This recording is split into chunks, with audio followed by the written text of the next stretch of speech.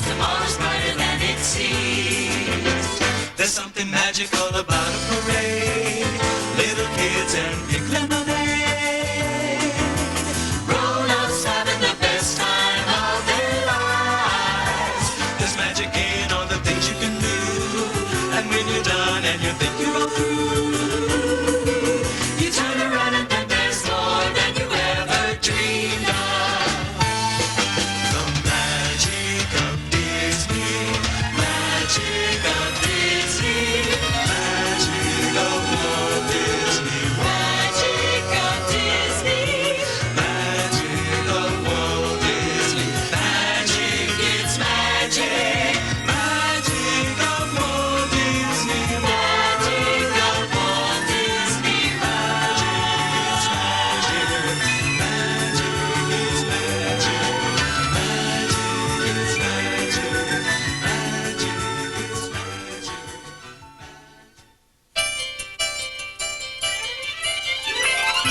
Walt Disney World is a tribute to the philosophy and the life of Walter Elias Disney, and to the talents, the dedication, and the loyalty of the entire Disney organization that made Walt Disney's dream come true.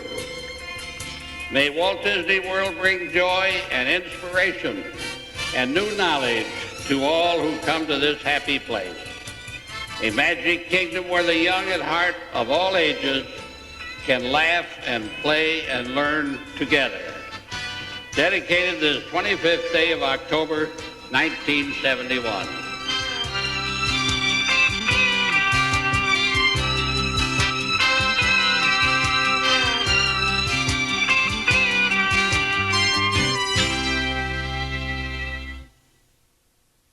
10 years ago, on October 1st, 1971, Walt Disney World opened its doors to a small gathering of 10,000 smiling faces. An expert on Wall Street said, "Disney has really gone and blown it this time." Wall Street had no doubt lost sight of the 10 years prior, during which, in a kingdom far away, sat the man who had heard it all before, the Disneyland folly, the Hollywood spectacular failure. Walt had a new vision. A vision of a world so vast it would extend ad infinitum beyond the gates of a Disneyland Magic Kingdom. A world filled with resorts and sports, recreation and entertainment for everyone. A world that would eventually include a showplace of tomorrow, filled with futuristic concepts and technologies from nations everywhere. A world so vast it would be a complete yet perpetually growing vacation destination, because all the Disney dreams and ideas of a lifetime would be the subjects of its creation. That was Walt's dream, and Central Florida was an integral part of it. As you can see on this map, we have a perfect location in Florida, almost in the very center of the state. In fact, we selected this site because it's so easy for tourists and Florida residents to get here by automobile. Now, in larger scale on this map, our Florida land is located partly in Orange County and Osceola County, between the cities of Orlando and Kissimmee. Kissimmee, Kissimmee. Walt's secret agents couldn't even pronounce the name back in April of 1964. And the boys in Kissimmee didn't cotton to no strangers barging in and buying up their pastures no-how. But the business community in neighboring Orlando would have welcomed those city slickers had they only known. Orlando was a young, growing city with a certain economic base already established in tourism at that time. The community had gone through a slump in their main economic base, which was the Martin Company and related firms in the space program and electronics industry. And so we had been endeavoring to find a gimmick or some type of stimulus that would bring tourist business into the area. We were getting tired of sitting and looking at the cars streaming down I-4 by the millions to Miami and all that money passing by and none of it filtering into Orlando. Well, Orlando was a relatively small town. It had a pretty good tourist trade, pretty good agricultural business. Orlando was a peculiar town in those days. It was very parochial. It's still parochial. But you had two leaders in the community, Billy Dial and Martin Anderson. And when you had problems, you go to one or two of those, and they knew who to talk to and how things could be gotten completed.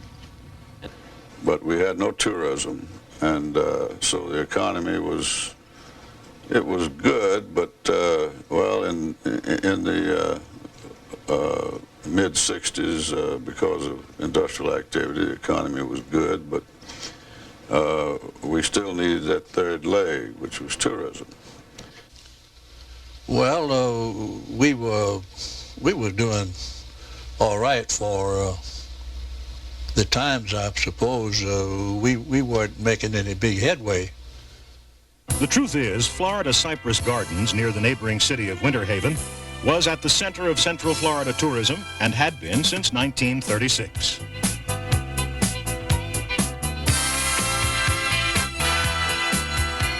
Roy always kidded me about the pretty girls. Yes, and Roy Disney, since before the opening of Disneyland, kidded founder Dick Pope about luring 3,500 visitors a day to the middle of nowhere just to see a bunch of pretty girls. But Roy didn't clue his old friend when a mystery industry appeared on the Central Florida horizon. Martin Anderson and Billy Dial didn't know either, nor did Carl Langford or Ed Prizer. No one sniffed the magic in the air. Paul Hellowell, an attorney, and Roy Hawkins, a real estate consultant, both from Miami, were buying up huge quantities of swamp acreage in the southwest end of Orlando. Who they were representing was anybody's guess, and everybody's guess. It was Douglas, Lockheed, or Boeing. Then it was a nuclear plant. Hercules Powder Company, Howard Hughes, or Rockefeller had struck oil. Ford Motor Company was buying this property. They needed the land to feed all their Mustangs. Someone said Leisure World, then Disneyland. Disneyland.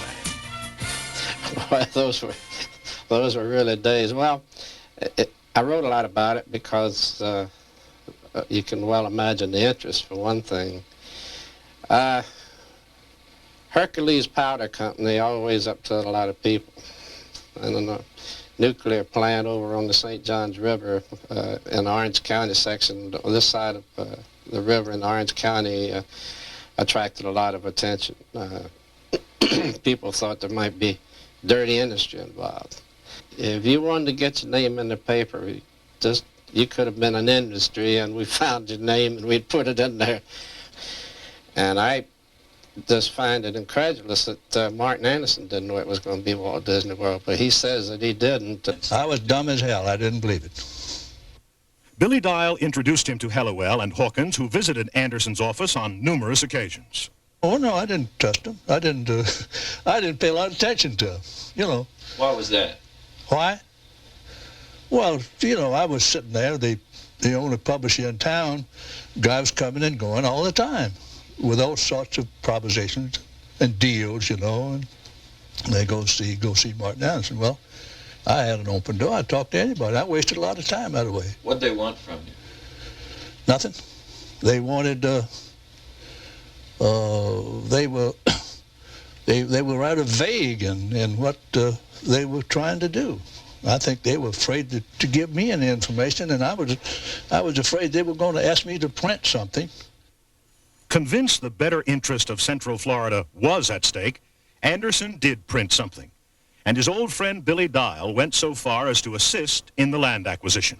There's a man by the name of Bill Fairchild, who now dead, that was president of the First National Bank of Winter Garden, and he had a piece on the perimeter. It wasn't absolutely essential, but it was desirable, and so they offered him we offered him $1,000 an acre, and he wouldn't take it. And so that was the extent of my authority. Excuse me. Came back, and they finally said, well, go back out and offer him $2,000. Up to $2,000. We got to $2,000, he still wouldn't sell. I said, Bill, why won't you sell? He said, well, what would I do with my cows? I said, well, how many cows you got out there? He says, 38. I said, well, at $2,000 an acre, you could hold a barbecue.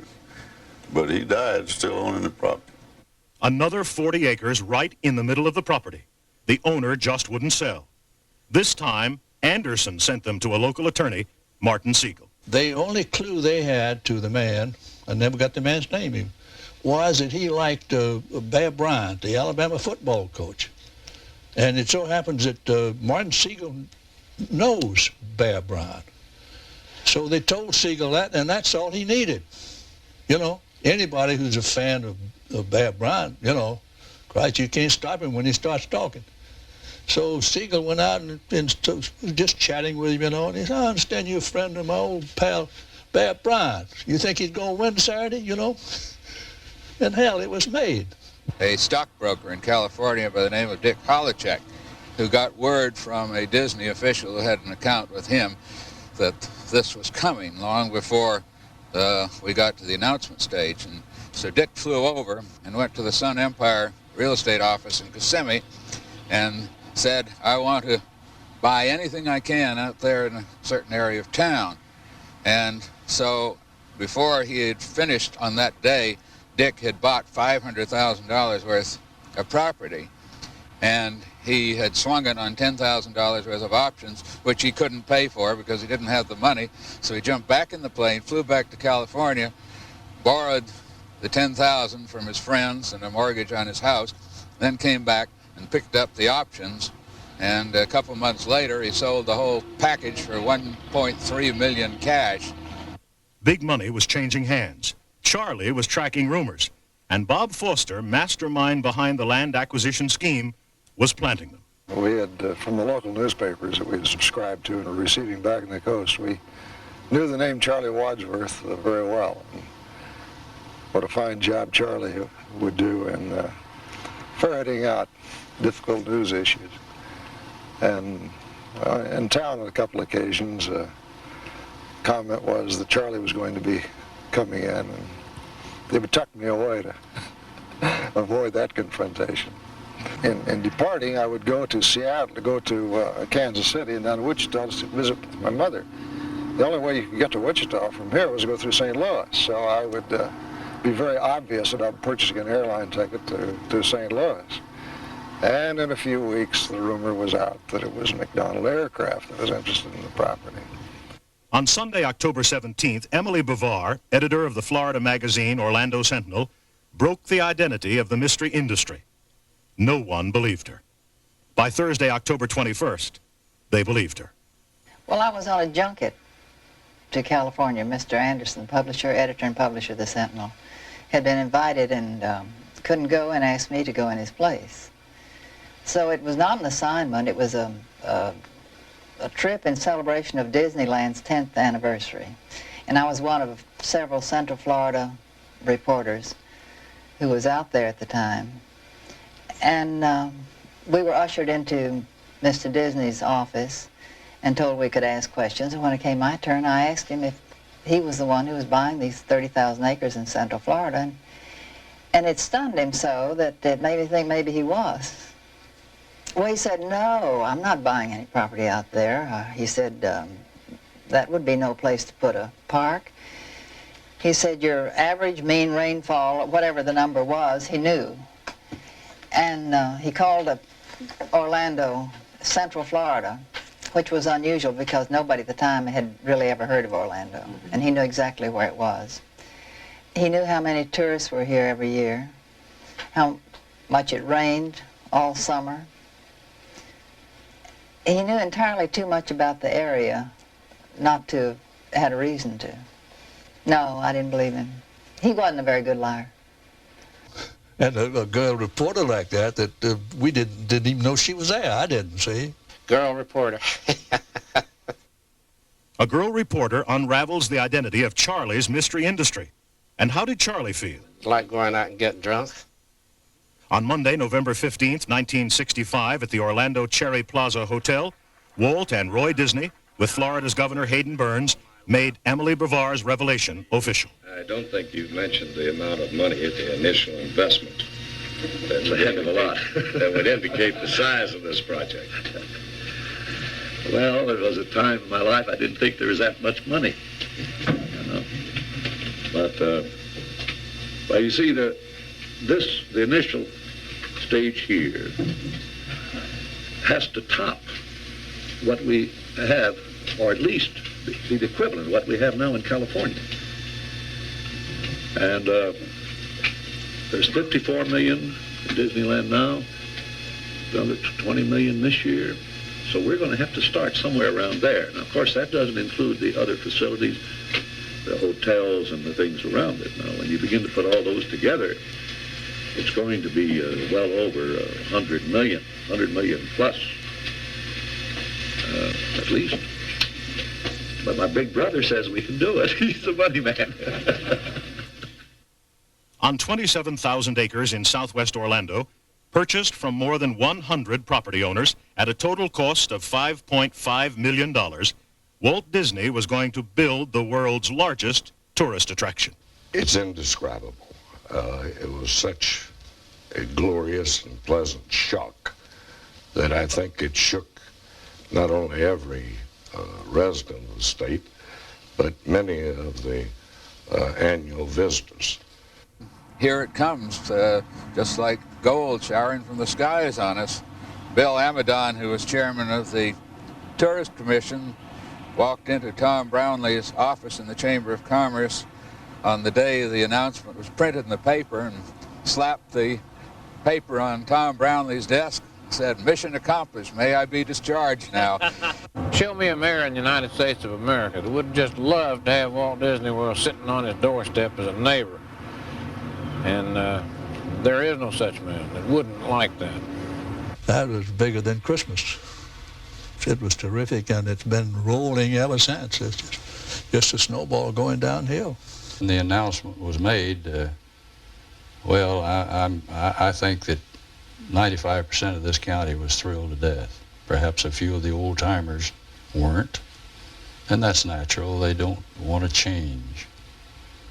But my reaction was, this is the greatest thing that's ever happened to Florida. I said, anyone who's going to spend $100 million anywhere near me is good. Well, everybody was dancing in the streets. They thought it was the greatest thing that had happened in Orlando since sliced bread. But Walt and Roy said with no uncertainty that there will be no Disney in Central Florida without the necessary legislative approval. Highways, taxes, zoning, building codes, water management, fire protection. Went on to point out that this legislative program we felt was something that we could ask in fairness. We're coming to Florida. We want to be a good citizen of Florida. We're not asking for any big favors or any tax situations. And Mr. Tatum, I thought, outlined very well our demands. And I use that word quite with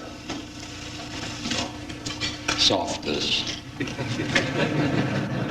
There was a great drainage problem. It required the establishment of a government entity, the Reedy Creek Development Corporation. Not just for Disney, but because this area encompassed many other lands outside the boundaries of Disney. Well, the Disney people were insistent that they wanted to be able to control the environment in which they would have the theme park and their total acreage. And in order to do this, they wanted to create cities and improvement districts, and this was entirely new to us. In fact, I think it was pretty new anywhere. And I think the county was taken aback at first. We wanted them here, but we were a little shaken by the degree of self-control that they wanted. In the negotiations, it became a little heated because we were trying to do this within a time frame. The legislation had to get to the legislature at the proper moment. It was a hard-fought negotiation over some of the terms of the legislation.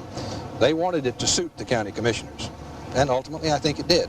3 proposed acts totaling 481 pages were presented to the legislators. I took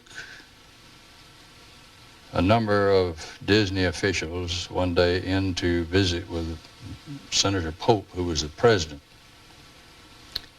for the purpose of them explaining to him what this was all about. And they started to explain And all of a sudden he interrupted them. And he turned to me and he said, J.J., have you studied these bills? And I said, yes, I have. Then he asked what to me was the important question. Do you think this is good for Florida? I said, yes, sir, I do. He said, gentlemen, that's all I need to know. And the Senate voted 100% as a result of Earl Pope's recommendations. In the House, we only had 4 or 5 dissenting votes, most of them out of Miami. I wouldn't know why, but... On December 15th, 1966, tragic news blitzed the media, and cartoon editorials described the sorrow that was felt by an entire nation. This is Beach Rogers in the KFWB newsroom. We have a bulletin from Burbank, which is going to sadden the entire world. Walt Disney, the man who built an entertainment empire on a cartoon character, has died today at the age of 65. Of course, he was the creator of Mickey Mouse, the beloved cartoon characters, and Disneyland. Walt Disney, dead at the age of 65 this morning. We'll have more details at 10:55.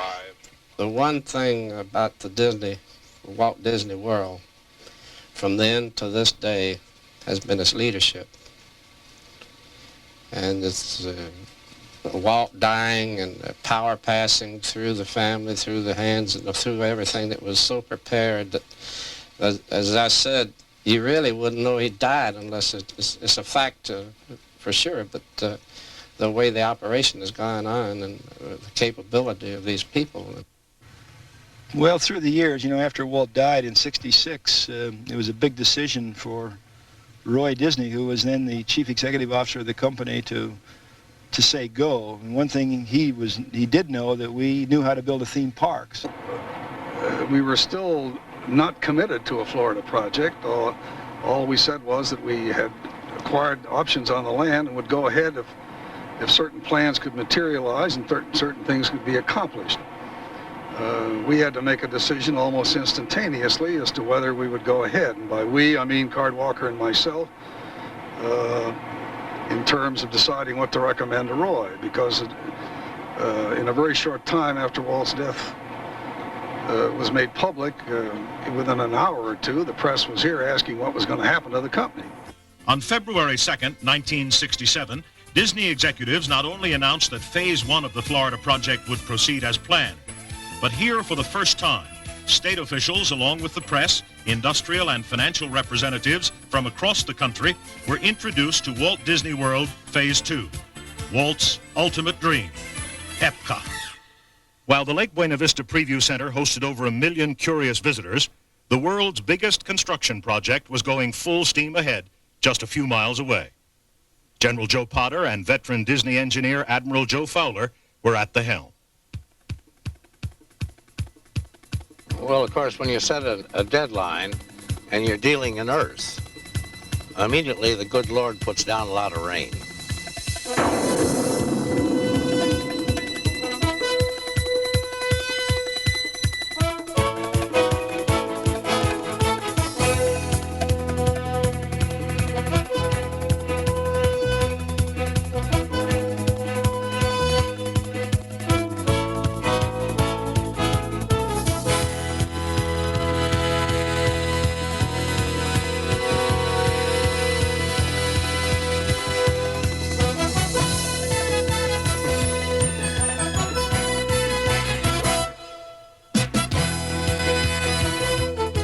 When we started to build, we expected that the Magic Kingdom would be on the original plain surface of the ground. But we found out from the water table and from our excavation of the lagoon and the problem of sinkholes and the deep layer of mud that goes down 18 and 20 feet sometimes, that we had to modify that. So we took the excavation for the lagoon and built up the surface of the park some 16 feet. And therefore, we put the underground in it, you know, for service and without any problem of underground water. 90% of my trouble was jurisdictional. Arguments among the various unions as to who would do what, because we had a lot of new things. Who'd ever built a monorail before? Was it the ironworkers or the millwrights or what have you?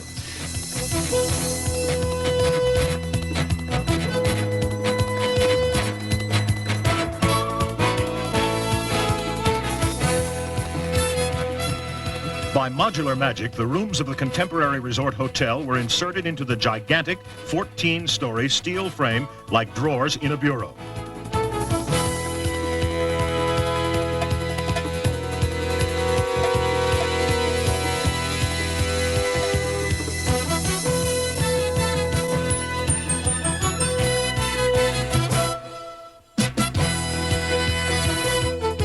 A steel frame was erected while 3 miles away, 492 units were assembled and outfitted. Presto, the Polynesian Resort Hotel.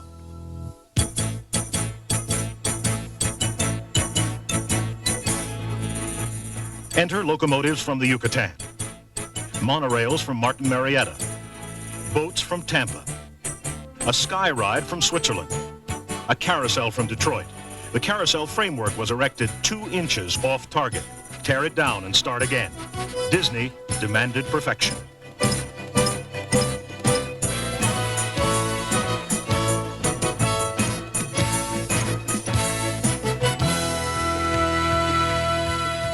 They were doing things with shrubbery, with plants that growers here in Florida just couldn't believe.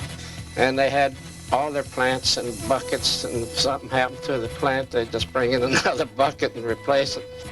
Less than 6 months before opening, under the direction of Vice President Dick Nunes, enter a team of California reinforcements.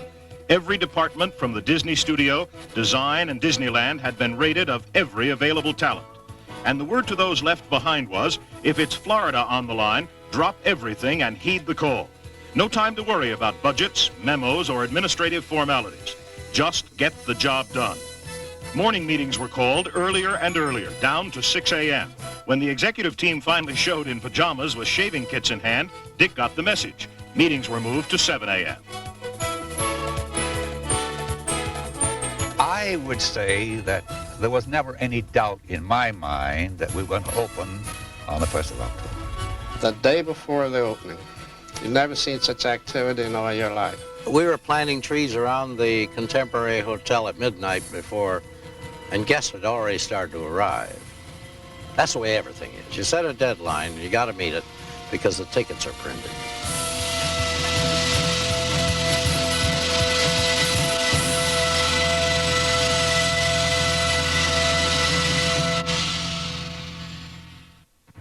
An opening dedication ceremony for the 1,057-room Contemporary Resort Hotel came right on schedule. And by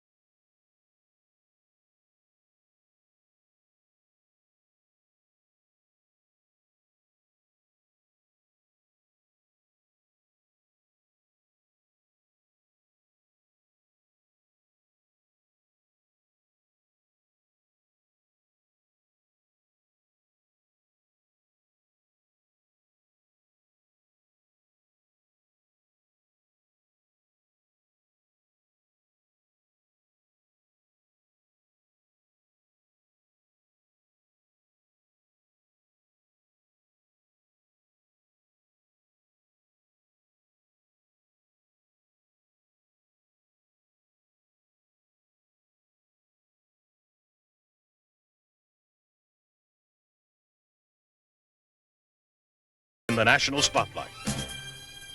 They made a projection that 18,000 rooms were needed. Well, there were, at the time Disney came in, about 4,800 rooms. Well, it was clear to see there was a fortune to be made if somebody would put in that extra 13,000 rooms. So about 100 different people all at once decided they would put the rooms in. And so when all the plans were through and all the permits were obtained and all the construction had started, everyone added this up, and 31,000 rooms were in the process of being built. This construction boom at Disney and in the surrounding areas, of course, brought hordes of workers in. I think something like 16,000 at the peak. And then they needed service industries and they needed homes. So the vast subdivisions opened up in Seminole County, and apartments went up by the thousands, and condominiums came into the area for the first time, but everything was predicated on the greatest maximum activity and the greatest amount of spending, and of course all the projections were way over the mark.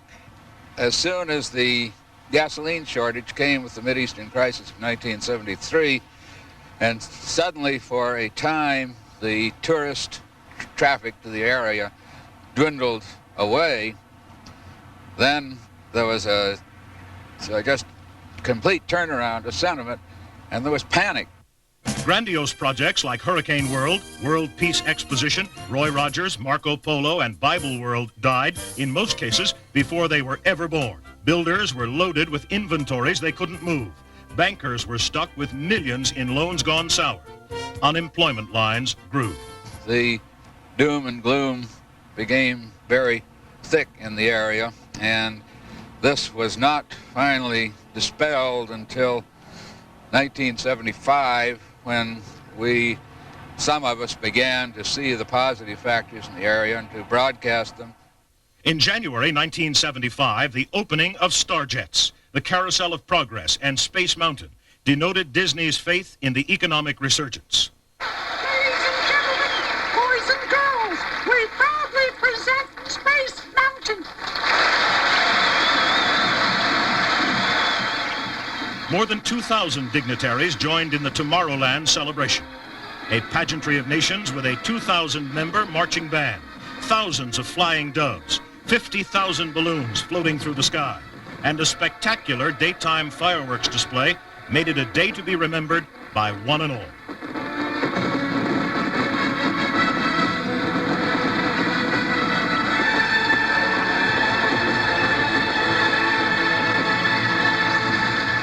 I spent about 7 hours with the astronauts and the cosmonauts. I rode with General Alexei Leonov on the Space Mountain before it had been adjusted. And I asked him afterwards, he spoke a little English, what he thought about it, and he said, I would rather ride up in the rocket. That was a great ride. That was a great day. Walt Disney World Village opened. Wedway People Mover moved into Tomorrowland, and more cars were added to the monorail trains. By 1975, the total Disney investment had exceeded $650 million. Disney and Central Florida celebrated the nation's 200th birthday in grand style.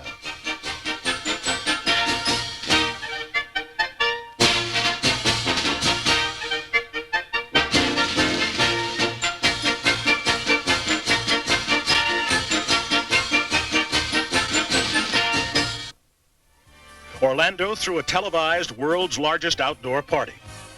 Central Florida was riding high again. Developers began building again. Newcomers found their place among the now prospering attractions bordering I-4. Governor Reuben Askew appeared personally to dedicate the new solar office building at Walt Disney World. Guest celebrities came down in droves.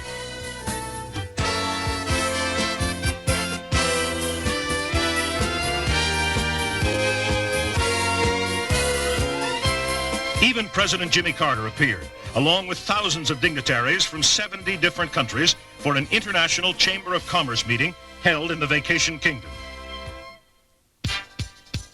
Central Florida was world famous, in more ways than one.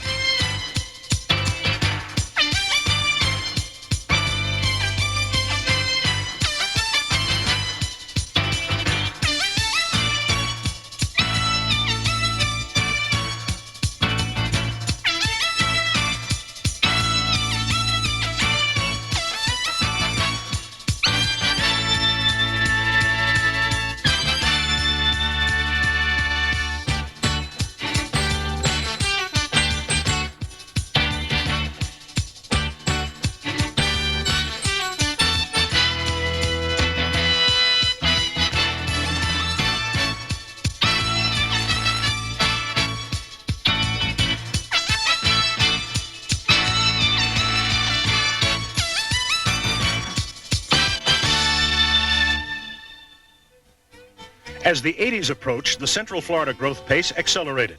A new arrival, Big Thunder Mountain Railroad, rolled into Frontierland in the Walt Disney World Magic Kingdom. Just about all the other Central Florida attractions announced aggressive expansion plans. Construction of a new international airport for Orlando was underway. A long-awaited civic center was in the works. By the fall of 1982, it would be ready to host national and international convention business on a competitive scale with the nation's major cities. On October 1st, 1979, a landmark day in the history of Walt Disney World, came the biggest news of the decade. The Disney dream called Epcot Center would come true October 1st, 1982. Card Walker, then president of Walt Disney Productions, had described the project to the International Chamber of Commerce back in 1978. Today. More than a dozen years ago, Walt Disney outlined his belief that the critical problems facing the world can and will be solved by creative people who are both dreamers and doers, people in universities, in government, and in business and in industry. Even then, he was convinced that solutions to many of our problems already existed and that every day others were emerging from the world's creative centers. He believed that if these ideas could be communicated to people in a way they understood and believed, the decisions they make for tomorrow would provide all of us with a better world in which to live. Walt Disney dreamed of a showplace for the concepts of tomorrow that would never be completed, but always introducing, testing, and demonstrating new ideas, new materials, and new systems. A center for the communication of new concepts that would always be in the state of becoming, giving voice to an optimistic future and confidence in the ingenuity and imagination of free enterprising men and women. He called his dream Epcot, Experimental Prototype Community of Tomorrow. At the same time, Governor Reuben Askew spoke of its potential impact on the state, the nation, and the world. Because this is the second biggest thing economically that we've ever had in Florida, and the first one was Walt Disney World coming into Florida. So we have to start with the premise that we will have a magnet here, as we have this week in ICC. We have literally brought the rest of the world to us. But here we have an opportunity that is unprecedented to bring together in the World Showcase young people. Now, these young people may well be coming on college credit up to a year, as Cord said. Now, when this thing gets started, you're going to find it's not just the countries who've now committed, but all other countries of the world are going to be here because they've got to be here. They are going to be able to present their case to all the other people in the best type of atmosphere on a permanent basis, where their investment, they won't have to recover their investment in a few days or a few months like a World's Fair for a short period of time, but it'll be continuous. So we have the opportunity in Florida to show that the United States of America is committed to peace. It's committed to finding peaceful solutions to mankind. So what you're going to have young people who are going to get to know each other through private enterprise, not government-sponsored, hopefully with a minimized political tensions, to learn to know each other. And then they're going to go out and form potential cadres of leadership throughout the entire world. And second, in Epcot, Disney is going to be able to produce some of the most complicated yet basic lessons in human history that people can understand through the tremendous art of communication. So surely we have every right to be pleased economically. We have every right to be pleased from a tremendous sense of pride in the accomplishments and the quality of service that this great organization furnishes. But more than that, we're going to have an opportunity to furnish a forum, hopefully, to try to make this place a better world in which to live. And that's why I've been enthused. That's why I say that this isn't just an undertaking of a private corporation. This is a stimulation and a recommitment to the whole system of private enterprise, without which whatever economy we may have in the industrialized West couldn't be what it is today. Now it was official. The ultimate Disney dream was just 3 years away from becoming reality.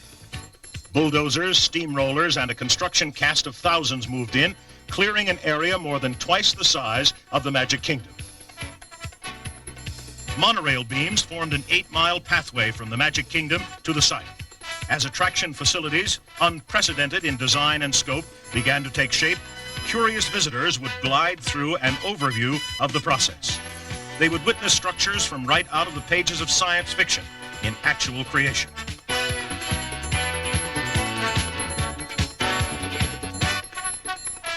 A mammoth geodesic dome that would tower 180 feet tall above it all, a gateway to the future, and a dramatic introduction to the Epcot experience.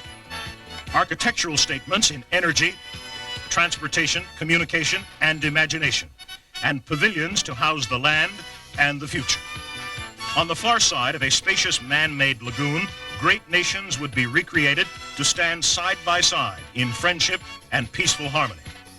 From a 550-acre foundation would spring a vast new showplace for the innovations of tomorrow and the nations of today. Epcot Center, the largest private enterprise construction project in the world, with a workforce that would climb from 1,200 in the beginning to 4,000 by the final year when the powerful Dream machine rolls into high gear. Back in the Magic Kingdom on Main Street, USA, a preview center opened to tell the world the 21st century is not far away. It offers a peek at the space-age creativity behind the Epcot Center scenes. More than 1,800 artists, designers, architects, and engineers are combining their skills into the ultimate creative process called Disney Imagineering.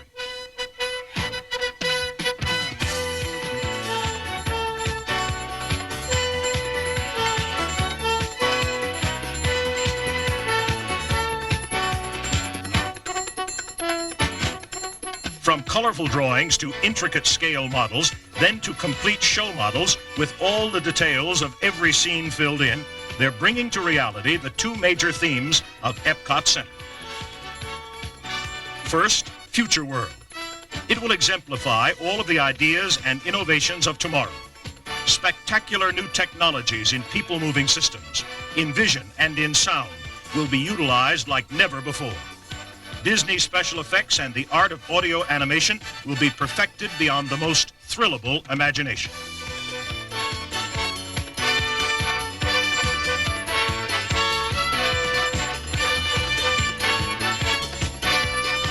Second, World Showcase, the first permanent international exposition of its kind. Through the creation of shows and attractions, and through the recreation of authentic restaurants, shops, and architectural landmarks, Disney Imagineers are capturing the best of every nation represented in the dream called Epcot Center.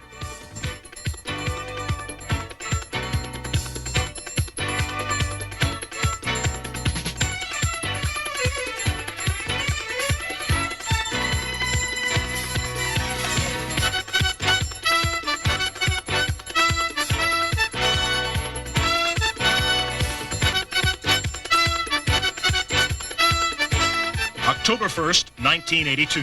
The 21st century begins with the opening of Epcot Center, and the dream will never end, because there's enough Walt Disney World land to hold all of the dreams and visions of a lifetime.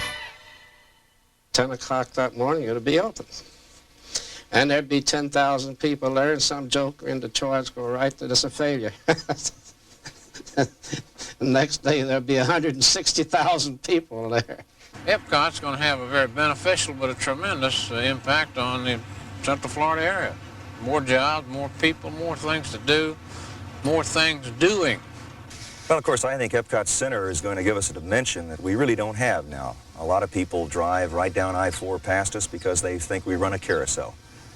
And I think it's going to take on a dimension of something that more adults are going to want to see. And I think it's going to generate a lot of people that probably without Epcot Center would never come to Walt Disney World. And once they do, they're going to find that it's a great place and they're going to come back. Dreams have been coming true throughout Florida's Disney decade. For the Walt Disney Organization, the dream of creating the most wonderful place in the world is forever being realized. In communities throughout the state, dreams of prosperity have continued to become reality. And for visitors, hundreds of thousands of dreams have come true, making Florida the #1 vacation destination in the nation. I think it's affected practically everybody in this county. I used to say that I would love to see the day, having been born and raised here and knowing many business people in Kissimmee and St. Cloud and listening to their problems over the years, that I would love to see the day when I could walk down the main streets of Kissimmee and St. Cloud and have the merchants say to me, JJ, business is great. And I've seen this come about. And it happened as a result of Disney. There's just no other reason.